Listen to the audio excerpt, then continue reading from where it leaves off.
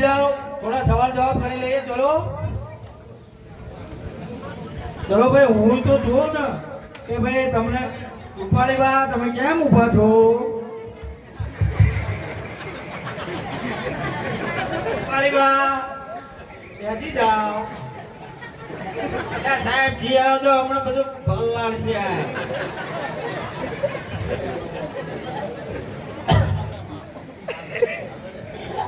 ચલો ભાઈ લક્ષ્મણા.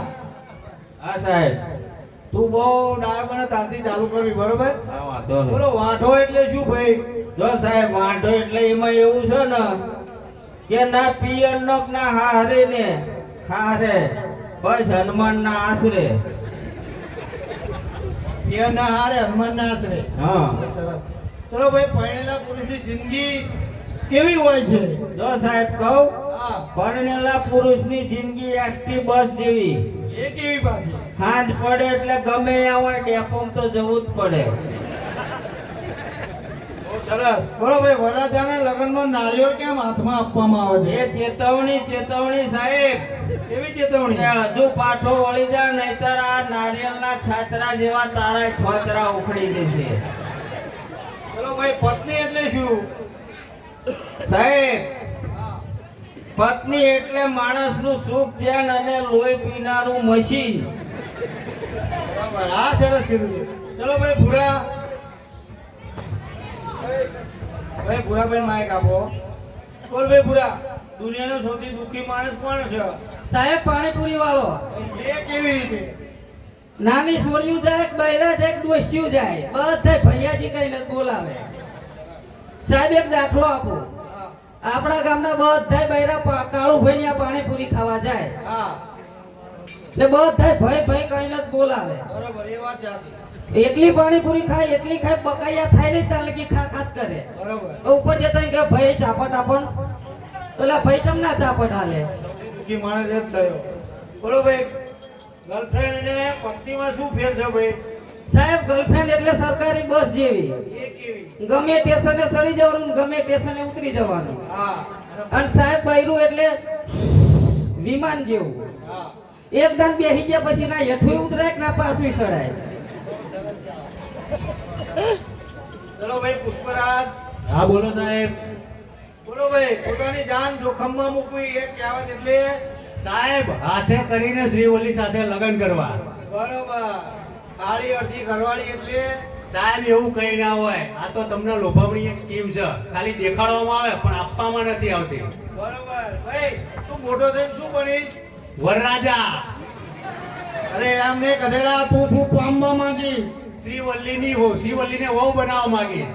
અરે ગધેડા, એવું નહીં. તું મોટો થઈને એવું શું કરીશ જે તે કર્યું નથી? શ્રીવલ્લી સાથે લગ્ન. સાહેબ શ્રી વલ્લી અને વળગી છે. હારો હારો હરીફળી લગનમાં જ આવી ગયો, બીજે તે જતો જ નથી. ચલો ભાઈ આદાન્યા. ગબ્બરસિંહ. બોલો સાહેબ. બોલો ગબ્બરસિંહ, વાઈફ અને માઇકમાં શું ફેર હોય ભાઈ? સાહેબ માઇકની સામે જોઈને તમે બોલી શકો, વાઈફની સામે જોઈને બોલી ના શકો.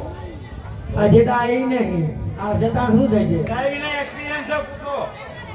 ભાઈ એવું કયું પક્ષી જે ઉડી નથી શકતું? મારું. સાહેબ હાથી કહો. કાગડો.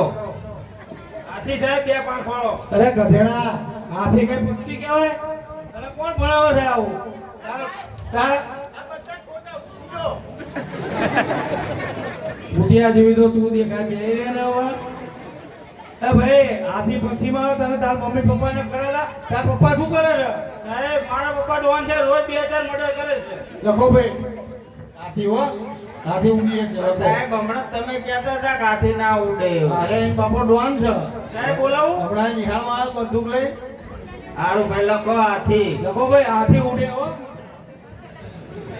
ચલો ભાઈ,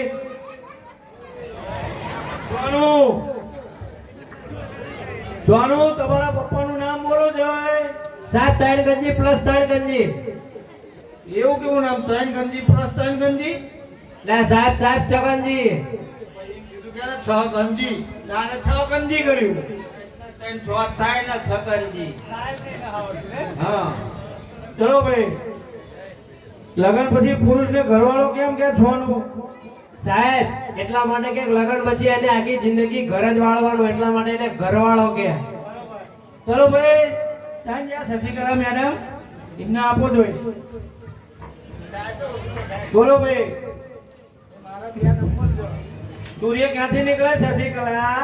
સાહેબ ધોબી દલાય થાય નીકળીને રેડિયન ઘરે જાય, ત્યાં ઘડી ઘર ઊભું રહે, પછી ત્યાંથી જાંતીલાલ વાળા ગલ્લે જાય, બરોબર.